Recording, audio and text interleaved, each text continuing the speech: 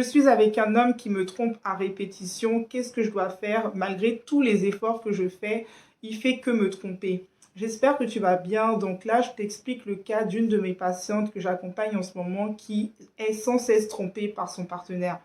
Déjà, il faut savoir que beaucoup de personnes aujourd'hui se mettent en couple pour des mauvaises raisons. Il y a des personnes qui se mettent en couple avec l'objectif d'aller transformer une personne. Ça veut dire que quand tu as rencontré cette personne était infidèle, était séducteur, c'était quelqu'un qui aimait bien plaire, que lui, pour lui, la valeur de fidélité n'était pas au rendez-vous. Sauf que toi, pour toi, la valeur de fidélité est au rendez-vous. Les femmes, ce que vous devez comprendre en fait dans la vie, ce que vous devez comprendre, c'est qu'il faut se connaître. Il faut savoir dans la vie ce que tu peux accepter et ce que tu ne peux pas accepter.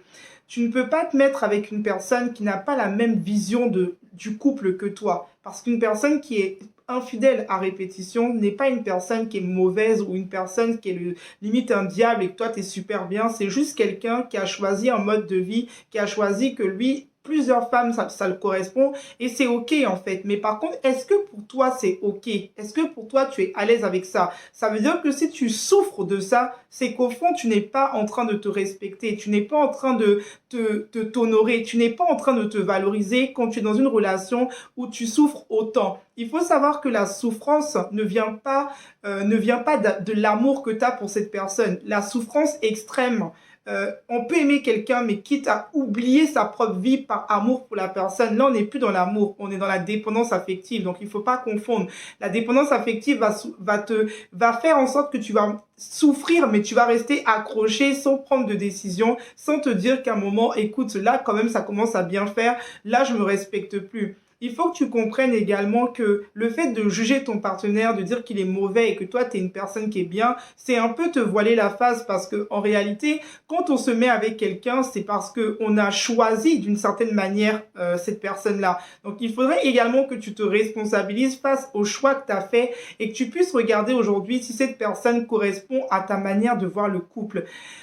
Deux personnes marchent ensemble parce qu'ils ont la même vision. Quand deux personnes ne sont pas mises en accord, vous allez toujours rencontrer des difficultés. Donc, c'est pour dire que pour qu'un couple puisse fonctionner, il faut que vous ayez la même façon de voir les choses. Pas dans tout, mais les valeurs les plus importantes pour toi doivent être une valeur qui est importante tout simplement pour ton partenaire. Si toi, la fidélité est une valeur extrêmement importante pour toi, c'est dangereux de te mettre avec quelqu'un qui va être tout le temps dans la tromperie. Donc, à un moment, il faut s'aimer suffisamment pour dire aussi que cette manière de vivre ne te correspond pas. Je vais t'expliquer également l'histoire d'une amie parce que il faut pas confondre toutes les tromperies. Quelqu'un peut t'aimer et finalement un jour se retrouver, vous traversez un problème de couple et vous vous retrouvez face à l'infidélité. Cette personne commet un acte. Là, c'est l'histoire d'une amie à moi qui était en relation avec une personne. Elle a perdu son enfant et elle a vécu vraiment ça comme quelque chose de très choquant parce qu'elle avait perdu son enfant dans le ventre. Et en fait, cette personne ne pouvait plus s'approcher d'elle. Elle ne voulait plus que cette personne la touche pendant un certain moment parce qu'elle était en train de souffrir.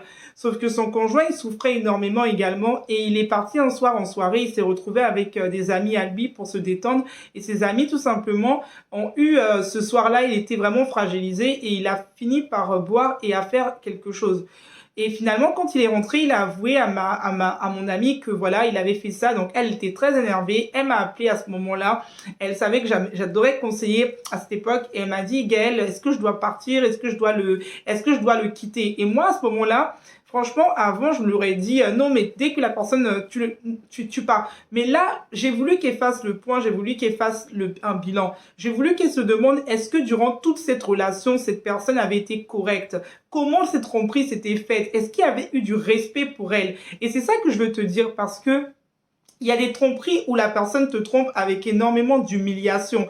Cette personne te trompe, en fait, c'est par exemple que ça te blesse, mais la personne va par exemple aller emmener une femme chez toi, prendre par exemple ton argent, tout ce que tu lui as offert pour offrir à quelqu'un d'autre. Cette personne va faire des projets avec toi, qui va faire exactement avec une autre personne et que du coup, il va pas avouer que, en fait, ça va rentrer dans quelque chose de vraiment destructeur, quelque chose de vraiment toxique pour toi parce que tu vas être trompé peut-être dans la rue, la personne regarde d'autres femmes, te compare, ou alors la personne revoit son ex souvent, vient chez toi, parfois passe des nuits avec cette personne-là, tu tombes sur des messages à répétition, la personne est tout le temps en train de tout simplement te montrer clairement que la personne s'en fiche. Quand tu sors de chez toi, tu vois par exemple quand il sort de chez lui, pardon, tu peux voir que sur son ordinateur, il y a vraiment toutes les conversations qui sont ouvertes avec toutes les femmes. Cette personne entretient la même relation qu'il entretient avec toi, il dit les mêmes mots, les mêmes paroles à toutes les femmes avec qui il est. En fait, il faut discerner ce type de tromperie-là,